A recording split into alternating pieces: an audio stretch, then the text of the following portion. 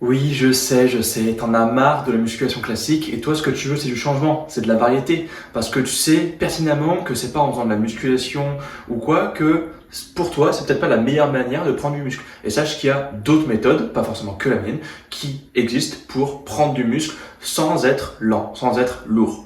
Donc on va voir ça ensemble dans cette vidéo, ok?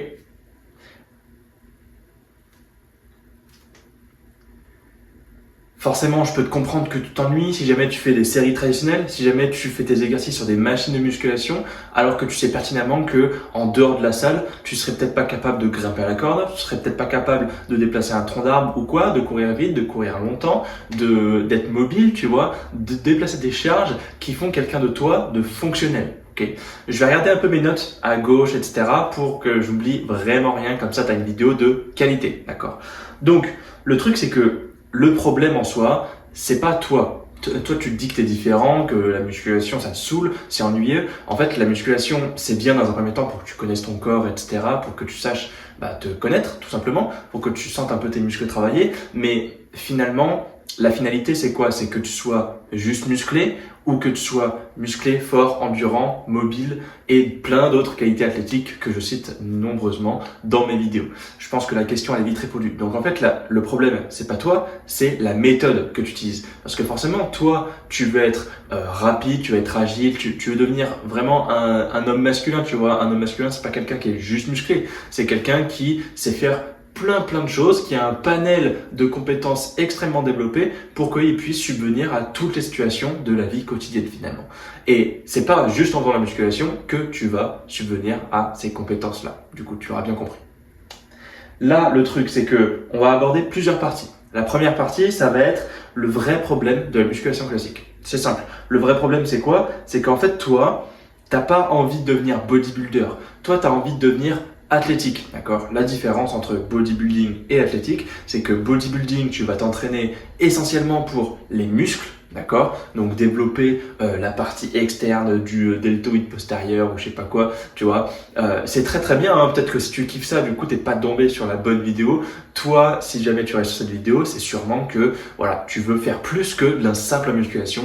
Tu veux vraiment te développer physiquement et avoir un physique athlétique. Physique athlétique qui veut dire être sec, mais être athlétique qui veut dire aussi, comme je l'ai expliqué précédemment, un panel de compétences développées. Ok. Donc c'est surtout par rapport aux compétences que toi tu as en fonction. Et en fait, il faut que tu raisonnes de manière différente. C'est-à-dire que généralement, les gens qui font à la salle et qui sont des go muscu, ils raisonnent en termes de muscles. Ok, aujourd'hui je vais faire les pecs, aujourd'hui je vais faire les bras, aujourd'hui je vais faire le dos, je vais travailler, je vais faire une séance quadri ici au janvier, tu vois. Ok, c'est super. Pareil, si ton but c'est juste de développer la masse musculaire, tu n'es pas tombé sur la bonne vidéo. Moi je parle uniquement aux personnes qui veulent se développer une masse musculaire importante, puisque ça fait partie du package, hein. Je suis passé par là donc je sais de quoi je parle, et qui veulent aussi développer des compétences physiques, des compétences athlétiques qui leur permettront d'être plus compétents, confiants et de devenir des hommes masculins finalement. Ok? Donc, il faut pas que tu raisonnes en muscle, il faut que tu raisonnes en mouvement. Moi, quand je fais mes séances, je me dis, ok, le lundi, je vais faire un pattern de poussée. Un pattern de poussée, c'est quoi? Je vais faire des variantes de développé couché, des variantes de développé militaire, ou plein d'autres variantes qui peuvent stimuler du coup l'explosivité, la puissance, tu vois. Des patterns de sprint. Des séances de sprint qui du coup boostent la testostérone. Ça a été prouvé que ça booste la testo de 150%. Donc c'est pas négligeable, tu vois, surtout que quand tu sais que la testostérone c'est quand même une grosse hormone qui te fait prendre de la masse musculaire, et tu vas voir tout au long de mes prochaines vidéos. Là, je vais créer une mini-série pour finalement que tu allies ton entraînement qui soit full testo et que tu allies aussi la nutrition qui soit full testo. Ok. Donc déjà, ça c'est un des premiers points. Ensuite, le truc c'est que le problème avec la musculation traditionnelle, c'est que ça te rend lent. Je l'ai fait à mes frais, tu vois. Là, j'ai déménagé sur Toulouse. Je voulais me trouver une salle de boxe. Et finalement, tu vois, quand tu fais des jobs au sac de frappe, j'ai beau avoir des grosses épaules, j'ai beau avoir des gros bras, en fait, c'est une masse musculaire qui m'est un peu inutile. Et ça, je l'ai découvert. Donc, c'est pour ça que je vais travailler sur ça de moi de mon côté et que du coup, je crée mes programmes maintenant en fonction de quelqu'un qui veut être athlétique et pas juste musclé. Ok. Pareil, il n'y a aucun problème avec les gens qui veulent juste devenir musclés, hein. C'est juste que je m'adresse plus aux personnes qui veulent devenir athlétiques. Ok. Et ce que j'ai remarqué du coup en frappant sur ce sac de frappe là, c'est que je tenais pas longtemps en fait. Il y avait plusieurs rounds, le coach il nous avait fait plusieurs rounds de quelques minutes de rounds de boxe sur le sac, et au bout de 2 rounds, j'avais les épaules qui étaient congestionnées, j'arrivais plus à rien, parce que forcément quand tu as développé une masse musculaire importante et que tu fais un jab ici dans le vide ou contre un sac, et ben forcément quelqu'un qui a un bras 2 fois moins épais que le mien, et ben il va avoir plus d'endurance puisqu'il aura moins de charge à soulever. Moi peut-être que mon bras là à l'heure actuelle il fait peut-être 10 kilos à lui tout seul, tu vois. Donc bon, c'est quand même une situation à prendre en compte si jamais tu veux devenir athlétique. Okay. Et c'est ça le problème. Le problème, c'est que la musculation traditionnelle, ça va te rendre lent, ça va te rendre raide et ça va te rendre déséquilibré. Combien de fois j'ai entendu j'ai des douleurs par-ci, j'ai des douleurs par-là, j'arrive pas à faire du squat parce que j'ai des douleurs au genou, j'arrive pas à faire du double couché parce que j'ai des douleurs, des tendinites au coude, etc. L'entraînement que je propose moi, la prise de masse fonctionnelle, ça abolit un peu toutes ces problématiques-là qui sont les blessures finalement. Parce que moi, si tu me connais pas, du coup, moi c'est Axel, je suis préparateur physique et en préparation physique, en fait, on gère aussi la réathlétisation des sportifs, qui fait que du coup, tu vas passer de quelqu'un de blessé, pas en convalescence, mais je sais plus comment on dit, en gros, il est de retour de blessure. Et là, il doit se réathlétiser. Donc c'est pour ça que moi, je passe par ce processus-là. Ok ? Ensuite, ça va te rendre déséquilibré aussi d'une part et raide. Combien de fois j'ai entendu des gens dire depuis que j'ai commencé la musculation, j'arrive plus à toucher mon dos, j'arrive plus à toucher les pointes de pied par terre avec les jambes tendues, tu vois, manière de s'étirer comme ça, tu vois. Ça, les gens n'arrivent plus à le faire parce qu'ils sont devenus de moins en moins mobiles. Et c'est bien d'être musclé. Je pense que tu aimerais bien prendre 10 kg de masse musculaire, ça dépend d'où tu pars évidemment. Je pense que tu aimerais bien prendre 10 kg de masse musculaire, mais passer de, imaginons tu fais 50 kg, passer de 50 à 100 kg, je pense que c'est pas un de tes objectifs premiers. Toi, ce que tu veux essentiellement, c'est simple, c'est tu veux un physique athlétique, tu veux un physique musclé, tracé et sec. Ok, avec une petite jawline ici là, et c'est parfait. Tu vois, avec un peu de testo, et c'est encore mieux. Plus musclé, oui, mais tu ne seras pas fonctionnel pour autant. C'est-à-dire que, comme je t'ai expliqué, le problème c'est que ça va te rendre lent, ça va te rendre raide, et finalement, si je te demande de courir à 100 mètres, contre toi et moi, même si on a le même niveau d'entraînement, moi j'ai 7-8 ans d'entraînement, tu vois, dans la musculation / dans l'entraînement hybride athlétique, finalement, je pense que de nous deux, c'est moi qui vais gagner, malheureusement. Après, peut-être que tu as d'autres compétences qui font que du coup, toi, tu serais plus fort que moi sur d'autres aspects. Mais si on fait un résumé global, ok, de toutes mes capacités athlétiques et de toutes les tiennes, si toi, tu fais juste de la musculation, tu sais pas courir vite, tu sais pas courir longtemps, t'as pas la technique du coup pour courir forcément, tu sais pas sauter haut, tu sais pas sauter loin, tu sais pas être mobile, tu sais pas tenir une barre au-dessus de ta tête en faisant un squat. Tu vois, il y a tous ces facteurs là qui font que en fait c'est comme si t'étais dans un jeu vidéo, et quand tu fais que de la musculation, que ça,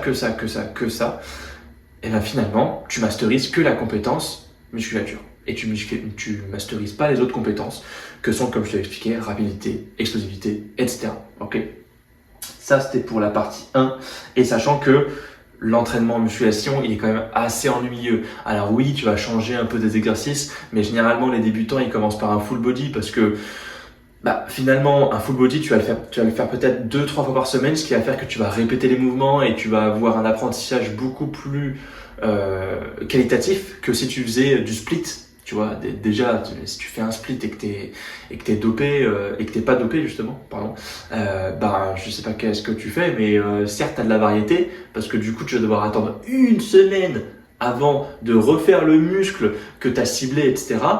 Mais bon, est-ce que tu as développé tes capacités cardiovasculaires? Est-ce que tu as développé d'autres capacités qui feront de toi quelqu'un de plus confiant généralement? Parce que tu vois, je connais beaucoup de personnes qui se sont mis à la musculation. Il y en a, ils ont pris de la confiance, et il y en a en fait, hormis être musclés, dans leur tête, ça n'a pas changé parce qu'ils ont acquis qu'une seule compétence, la musculature, tu vois.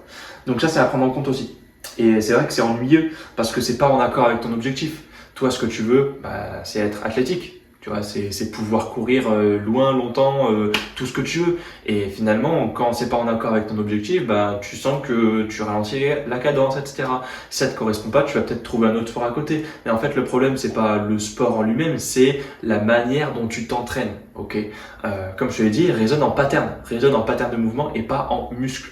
Ce qui veut pas dire que ça va être moins efficace. Ce qui veut dire que c'est un changement de mindset à avoir et que toi, du coup, tu vas pouvoir progresser à ta manière, ok. Sachant que quand tu fais du sprint, tu te muscles aussi, hein, parce que c'est un exercice très très intense qui augmente la testostérone. Les séances jambes aussi, ça a été prouvé que par rapport aux séances haut du corps, ça augmente la testostérone. Donc encore une fois, il faut que tu masterises plein de compétences pour que finalement tu sois un homme complet, ok. Ça, c'était la première partie. Deuxième partie, l'alternative à la musculation fonctionnelle, ok. T'as un objectif, ok. T'as un objectif qui est de prendre de la masse. C'est super. Sauf que, comme je t'ai expliqué, si tu vas prendre de la masse, si on te rajoute un gilet de 10 kg et que je te laisse courir 10 km avec ce gilet de 10 kg et sans ce gilet de 10 kg, en fait, c'est des muscles que tu vas acquérir, mais qui vont pas être du muscle utile. Ça va être du muscle contractile pour la musculation, mais pas du muscle contractile pour d'autres compétences qui sont courir, sauter loin, etc. Tu vois. Donc, il faut que tu fasses bien attention à ça, que tu as un objectif de masse. Donc moi, ce que je préconise, du coup, si tu veux faire une prise de masse fonctionnelle, moi avant, quand je travaillais en prise de masse, je faisais jusqu'à 10 kilos de pris en 3 mois, ce qui est largement faisable pour un débutant, tu vois, avec les bonnes méthodes, etc., etc. J'ai déjà accompagné Luc qui a pris du coup 5 kilos en 3 mois, mais il a appliqué la moitié des conseils que je lui ai donnés, tu vois. Donc s'il avait appliqué 100%, en théorie, il aurait pris ce qu'il aurait dû prendre, c'est-à-dire 10 kilos. Mais du coup, vu que tu taxes pas forcément à 100% sur la musculation et que tu masterises d'autres compétences, peut-être que tu vas faire 60% de muscu et puis 40% de cardio, sprint ou quoi, et finalement pour que ce soit complet, tu vois. Mais c'est justement ça qui va donner une variété, qui va donner la confiance nécessaire pour que du coup tu puisses prendre ces 5 kilos là. Et 5 kilos en 3 mois pour un débutant, même pour un intermédiaire, c'est largement faisable. Sachant qu'il y a la nutrition à adapter. Ok. Donc ça, c'est intéressant aussi à prendre en compte. Le truc, c'est que, comme je te l'ai expliqué, tu veux prendre du muscle, ce qui est très bien, mais tu peux prendre de la masse / du muscle tout en développant ta force, tout en développant ton exosquelettique, ton endurance, ta mobilité. Et tout ça, ça va être basé sur des mouvements polyarticulaires. Ok. Est-ce que tu penses qu'il y a 1 million d'années, 1 million, j'abuse un peu peut-être, mais est-ce que tu penses qu'il y a des dizaines et des dizaines d'années, des centaines même d'années, les êtres humains, ils aient eu de l'extension dans une salle climatisée où tu es bien adossé, etc. Alors c'est super si tu veux prendre de la masse, classique, si tu veux faire que de la musculation. Mais si toi tu as un objectif ou quoi, d'être athlétique, c'est pas forcément le meilleur exercice. Il faut que tu te concentres sur les bases, les fondamentaux. La meilleure citation que moi je cite à chaque fois, c'est comme les Américains disent, simply is the best. Okay, c'est très simple.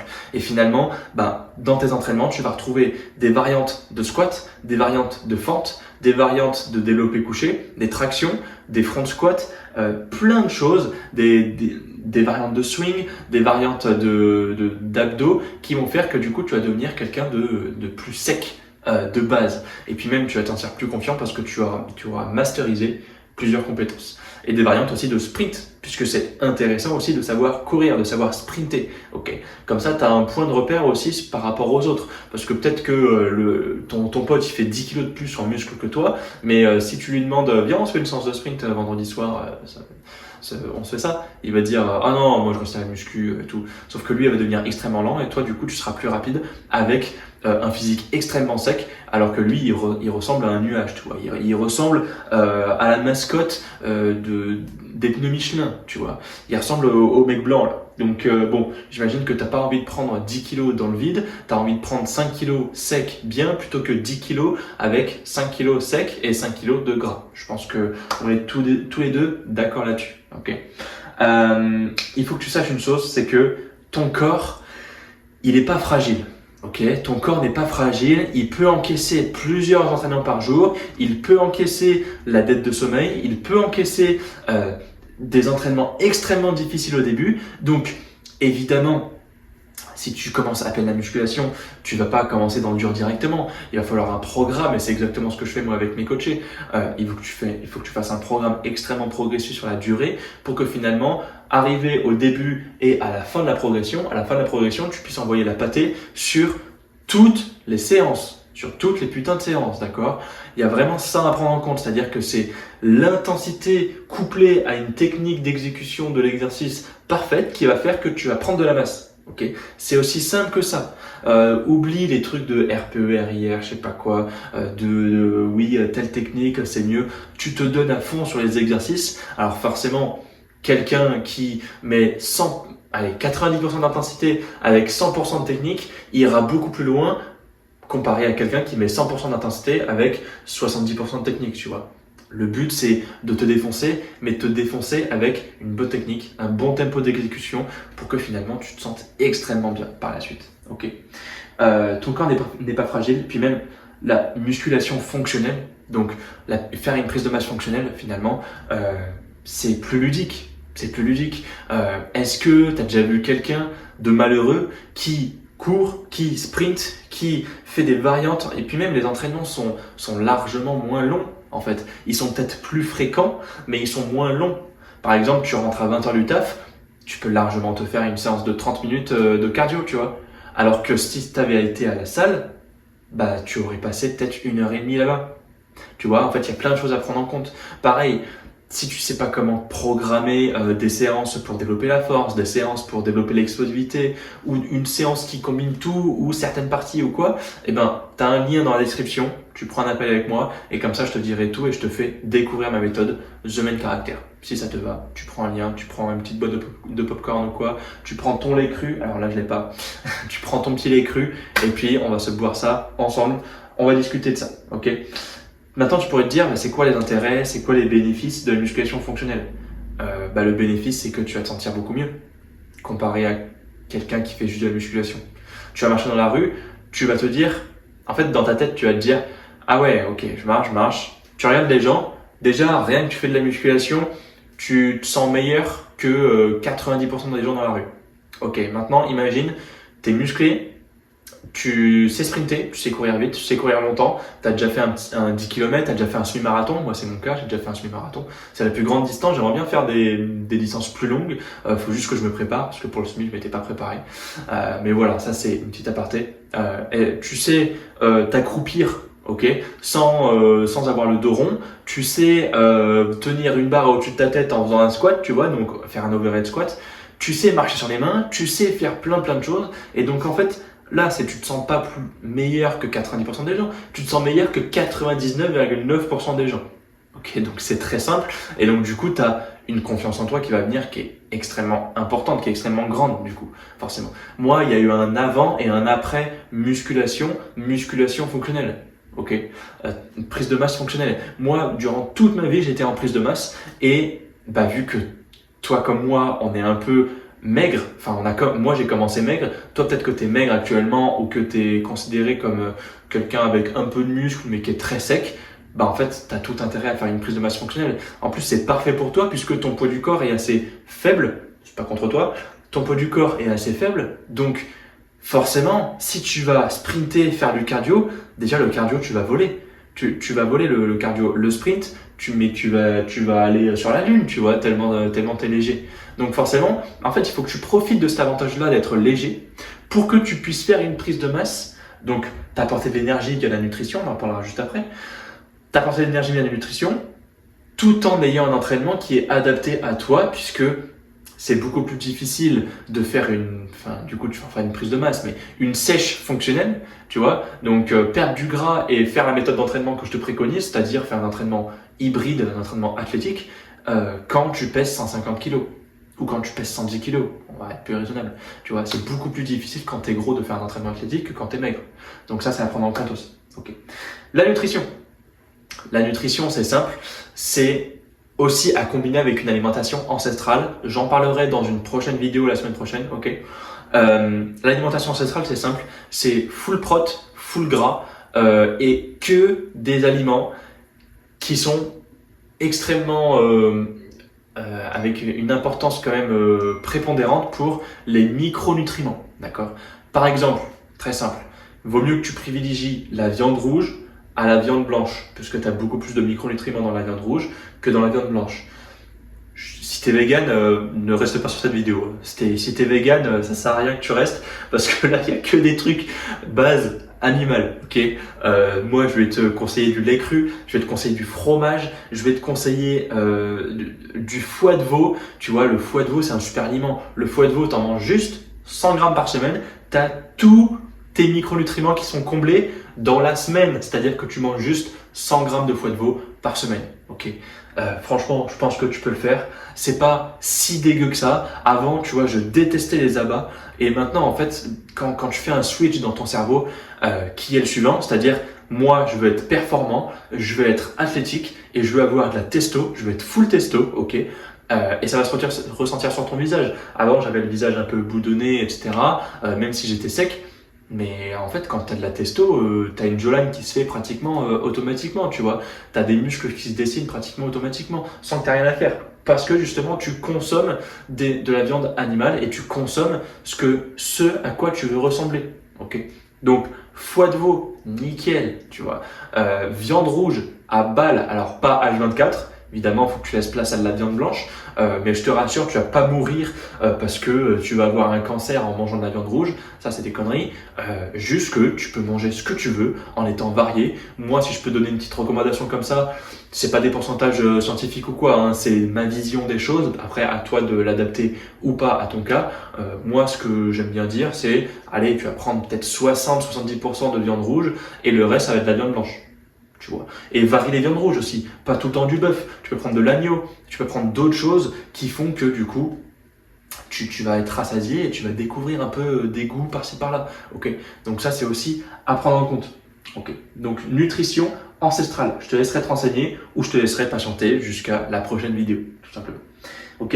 Maintenant, pour qui, partie 3, pour qui c'est de faire une prise de masse fonctionnelle? Bah, c'est très simple.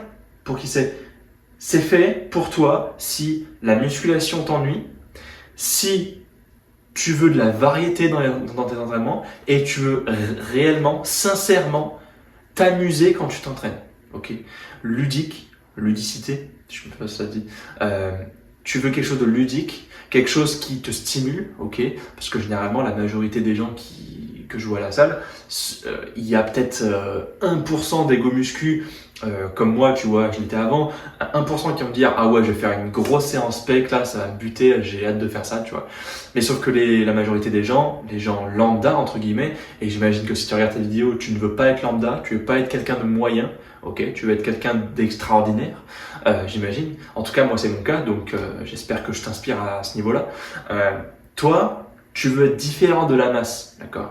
Toi, tu veux faire ton entraînement de ton côté et tu veux pouvoir avoir hâte que ta journée de travail elle se finisse ou avant que ta journée de travail commence, que tu fasses ton entraînement. Ça fait partie de ta routine, ça fait partie de ton identité, ok, l'entraînement athlétique. Donc ça aussi, c'est mieux. Si t'es maigre, c'est parfait. Et surtout, si t'as pas le temps de passer 2 heures à la salle pour t'entraîner et te détruire les pectoraux ou te détruire les jambes, bon, il y a la moitié des gens qui font pas les jambes. À part les gens qui font du foot, voilà, je fais du foot donc je fais pas les jambes, je cours donc je fais pas les jambes, tu vois. Non, c'est pas parce que tes muscles ils brûlent que forcément tu es en train de faire les jambes. Il faut que tu fasses de la musculation pour les jambes. C'est comme ça que tu vas réussir à prendre de la masse. Et ça serait très très bête et très très dommage de se tirer une balle dans le pied en te disant ok, je vais pas faire de musculation sur les jambes parce que je fais déjà du foot ou je fais déjà un autre sport qui stimule un peu les jambes ou quoi. Je dis pas que tu dois pas du tout que tu dois faire H24 les jambes, c'est juste qu'il faut le gérer en fonction de ton sport aussi à toi.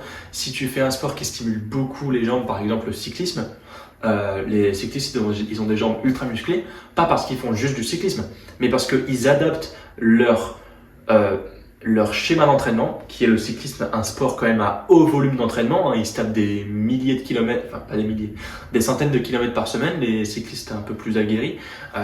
Donc, il faut aussi que de ce constat-là, tu te dises, ok, je vais aussi faire du renforcement à côté. Les cyclistes, ils ont des grosses cuisses, pas que en faisant du vélo, ils ont aussi des grosses cuisses parce que ils font, mais tu regardes les entraînements des vélos en sprint, hein, ils font des squats mais hyper lourds. En plus, c'est bénéfique si tu fais du cyclisme. Petit aparté, hein, parce que moi j'adore la préparation physique. Si tu fais du cyclisme, il faut que tu fasses de la force, ok? Que tu fasses de la force sur les jambes parce que ça va te permettre d'avoir une meilleure économie de course, une meilleure économie de pédalage et une meilleure puissance sur la poussée quand tu pousses sur les pédales, ok? Ça sur tous les sports d'endurance, hein, que ce soit surtout la course à pied. La course à pied, il faut que tu fasses de la force. Faut pas que tu te dises, ok, je vais faire de la musculation traditionnelle, je vais faire des séries de 8 à 12, voilà, je vais prendre un petit peu de muscle sur les cuisses. Sauf qu'en fait, comme je te l'ai dit, ça va te rendre lent. Parce que tu vas prendre de la masse au niveau des cuisses, ce qui va faire que tu vas prendre du poids du corps, tu vas peut-être prendre 2 ou 3 kilos de masse musculaire, ce qui veut dire que tu vas devoir te trimballer pendant tes kilomètres quand tu cours avec 2 ou 3 kilos de masse musculaire en plus. Alors que si tu avais fait de la force, tu aurais pris peut-être 1 kilo ou pas du tout de poids. Tu aurais juste pris de la force au niveau nerveux, surtout. Donc c'est ça qui est à prendre en compte aussi. Et surtout, c'est fait pour toi si tu as envie de reprendre le contrôle de ton corps. Alors attends, il y a des moustiques un peu partout. Si tu as envie de reprendre le contrôle de ton corps, ok, c'est très simple. Peut-être que là, tu fais de la musculation, ou peut-être que tu n'en fais pas, mais si tu en fais, tu sens que tu as travaillé tes muscles, que tu as développé une bonne musculature, ou peut-être pas, mais tu as développé une musculature qui te rend fier déjà du physique que tu as. Mais si on te demande là tout de suite de faire des pompes sur les mains en poirier, donc c'est-à-dire des pompes à l'envers, ok, je me mets en poirier, j'ai les pieds en haut, j'ai les mains en bas, je te demande de faire tes pompes comme ça, est-ce que tu es capable de le faire? Est-ce que tu es capable de courir à 10 km sans t'arrêter? Est-ce que tu es capable de courir à 100 mètres en moins de 13 secondes? Est-ce que tu es capable de courir en sprint 400 mètres, en sprint, hein, 400 mètres sans t'arrêter? Est-ce que tu es capable de t'accroupir sans arrondir le dos?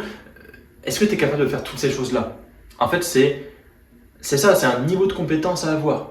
C'est-à-dire que là, si tu fais que la musculation, tu développes que la compétence musculature. Et moi, ce que je veux pour toi, c'est que tu développes aussi cette compétence-là, puisque tu vas devoir en faire. Hein. Je te dis pas que tu vas arrêter la musculation. Je te dis juste qu'il faut le combiner à autre chose, réduire la musculation traditionnelle et plutôt faire une prise de masse fonctionnelle. Du coup, ce que je propose moi dans mes accompagnements, d'accord? T'en as marre de te sentir moyen et tu veux plus d'énergie. L'énergie, ça va se transmettre via 2 points, l'entraînement, la nutrition. L'entraînement, pourquoi l'entraînement? Parce que finalement, tu vas te sentir vivant. Tu vas te sentir vivant parce que là, tu vois, on est en été et tout, il fait chaud, etc. Il fait surtout beau, mais il fait chaud, tu as peut-être la flemme d'aller à la salle, et même si tu es très motivé à aller à la salle, en fait, tu es dans une salle climatisée, ce qui est bien aussi, mais dans le sens où tu vas juste pousser de la fente. Et tu vas prendre un peu de force, tu vas prendre de la musculature, super, mais tu n'auras pas d'énergie parce que tu auras tout cramé dans la musculation. Tandis que si tu avais fait de la musculation / courir c'est ce qui va te sentir vivant.